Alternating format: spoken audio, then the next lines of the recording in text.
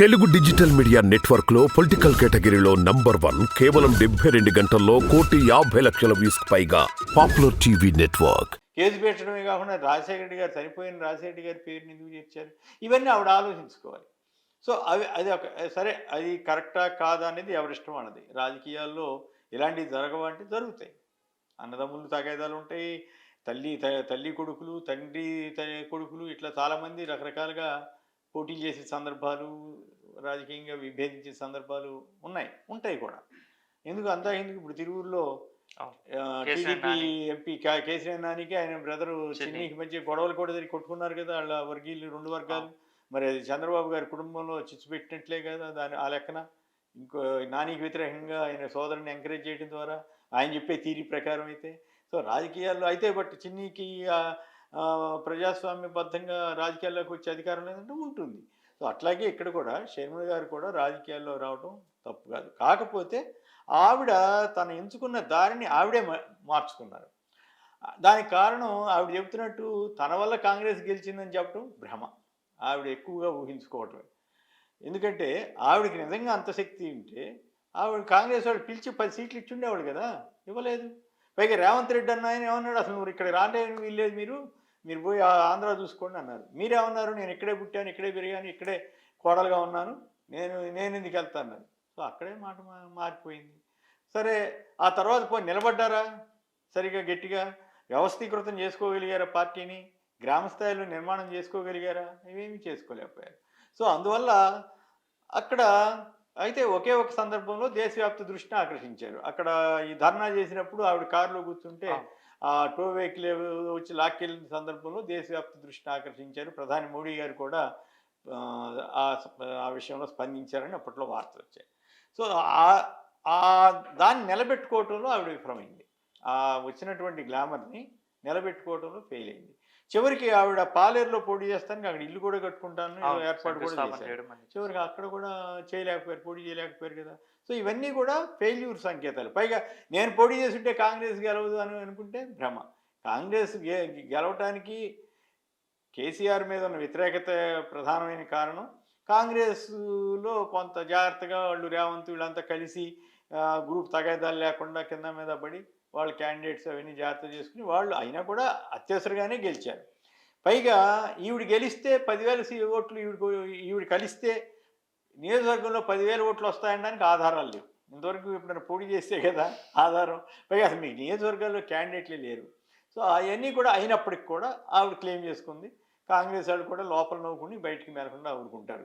ఈ మాట నేను ఎందుకన్నాను, ఆవిడేమంటుంది, కాంగ్రెస్ వాళ్ళు తన సేవలను గుర్తించారు, తనని పిలిచి తనకి ఈ ఆఫర్లు ఇచ్చారని కదా ఆవిడ చెప్పేది. 3 ఆప్షన్స్ ఇచ్చారని, ఏఐసిసి ప్రధాన కార్యదర్శి, ఏపీసీసీ అధ్యక్షురాలని, స్టార్ క్యాంపెయిన్ ఇట్లాంటివి అన్నారు కదా. మరి అదే టైంలో చింతామోహన్ గారు ఏమన్నారు, ఆవిడే 6 నెలల నుంచి అడుగుతోందని అన్నారు. అంటే దాని అర్థం ఏంటి, అప్పుడే కాంగ్రెస్లో ఆవిడని అవమానించడం మొదలైపోయింది. మామూలుగా పోని ఆవిడ అడిగిందని అనుకుందాం, సపోజ్. ఆ మాట ఎందుకు చెప్పటం, ఆ మాట చెప్పడం ద్వారా ఆవిడ స్థానాన్ని తగ్గించడమే కదా.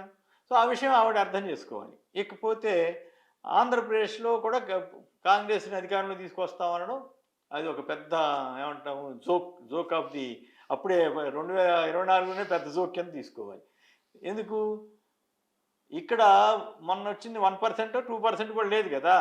1% 2% లేని ఓట్లని ఈవిడ 40% తీసుకెళ్ళాలి. లేదు 3 పార్టీల మధ్య పోటీలాగా వైఎస్ఆర్ కాంగ్రెస్, టీడీపీ, కాంగ్రెస్ ఈ 3 మధ్య పోటీగా మార్చగలిగే పరిస్థితి ఉండాలి. ఏం కన్సూపర్లో అవేం కనపట్ల. చివరికి రేపు కాంగ్రెస్తో టీడీపీ జతగట్టింది అనుకోండి, ఒకవేళ బీజేపీ తోటి కుదరకపోతే అప్పుడు ఈవిడ చంద్రబాబు తిట్టాలి విమర్శిస్తుందా, చంద్రబాబు గారితో పాటు ఈవిడ ప్రచారంలో పాల్గొంటుందా, ఏమో ఏం చేస్తాం. అప్పుడు ఈవిడ్ని వైఎస్ఆర్ అభిమానులు ఈవిడ్ని సమర్థించగలుగుతారా, ఇవన్నీ ఆవిడ ఆలోచించుకోవాలి. సరే, పొత్తు లేదనుకుందాం, పొత్తు లేకపోతే తిరుగుతుంది, ఏదో ఇద్దరిని కలిపి విమర్శిస్తారు, విమర్శిస్తారా, లేకపోతే అన్నజోలికి రాకుండా ఉంటారా, ఇవన్నీ లేదు. అసలు ఏపీ రాజకీయాలు రాకుండా ఇతర ప్రాంతాల్లో మాత్రమే తిరుగుతారా, అది అంతవరకు అయితే మర్యాదే. తెలంగాణ వరకు పరిమితం, ఎక్కడ ఎంపీ సీటుకి పోటీ చేసినా మర్యాదగానే ఉంటుంది. లేదు ఇతర రాష్ట్రాల్లో పర్యటన చేసి ఇక్కడ రాకుండా ఉన్నా మర్యాదగా ఉంది. కానీ ఇక్కడ కాంగ్రెస్ టీడీపీలు పైన కుట్రేమిటి, జగన్ని ఇబ్బంది పెట్టాలి, జగన్కి చికాకు పెట్టాలి. కానీ జగన్ గారికి కొద్దిగా చికాకు ఉంటే ఉండొచ్చు కానీ బట్ రాజకీయంగా ఆయనకి ఏం పెద్ద నష్టం ఉండడానికి అవకాశం లేదు. ఎందుకు, వైఎస్ఆర్ కాంగ్రెస్ అభిమానులు జగన్ గారికి మద్దతు ఇచ్చేవాళ్ళు ఎవరు మారరు, దాంట్లో ఏమీ సందేహం లేదు. అట్లాగే తెలుగుదేశానికి మద్దతు ఇచ్చేవాళ్ళు ఎవరు మారరు. ఎవరు మారుతారు, వీళ్ళిద్దరిని వ్యతిరేకించేవాళ్ళు మారాలి. వీళ్ళిద్దరిని వ్యతిరేకించేవాళ్ళు మారాలంటే అప్పుడు ఎవరికి నష్టం, అధికారంలో ఉన్న పార్టీకి నష్టమే ఉండదు, తెలుగుదేశానికి కూడా నష్టమే కదా. సో మీకు కొన్ని ఉదాహరణలు కూడా చెప్పొచ్చు. 1996లో లోక్సభ ఎలక్షన్లు జరిగాయి. లోక్సభ ఎలక్షన్లు జరిగితే లక్ష్మీపార్వతి సొంతంగా పార్టీ పెట్టుకుంది. పార్టీ పెట్టుకుని ఆవిడ తిరిగింది. 14-15% ఓట్లు వచ్చినాయి. అవేమి ఓట్లు, అటు మన చంద్రబాబు గారిని వ్యతిరేకించే ఓట్లు, కాంగ్రెస్ని వ్యతిరేకించే ఓట్లు. పోనీ కాంగ్రెస్ వ్యతిరేకించే ఓట్లు తక్కువ ఉన్నాయి అనుకుందాం, చంద్రబాబు గారిని అయితే వ్యతిరేకించే ఓట్లే కదా లక్ష్మీపార్వతి గారికి వేసింది. ఒకవేళ లక్ష్మీపార్వతి గారి పార్టీ లేదనుకోండి, ఆ ఓట్లన్నీ ఎటుపడేవి, చంద్రబాబుని వ్యతిరేకించేవాడంతా కాంగ్రెస్ కేసింది. అప్పుడు 42 సీట్లకి 40 వచ్చినా ఆశ్చర్యం ఉండేది కాదు. లక్ష్మీపార్వతి గారు ఓట్లు చేర్చడం వల్ల చంద్రబాబు గారికి లాభం జరిగింది. ఇలా అనేక సందర్భాలు, అనేక ఘట్టాలు జరుగుతూ ఉంటాయి. ఉదాహరణకి ఇట్లా కొన్ని సందర్భాల్లో నష్టం కూడా జరగవచ్చు, అసలు నష్టం జరగదని నేను అంటలేదు.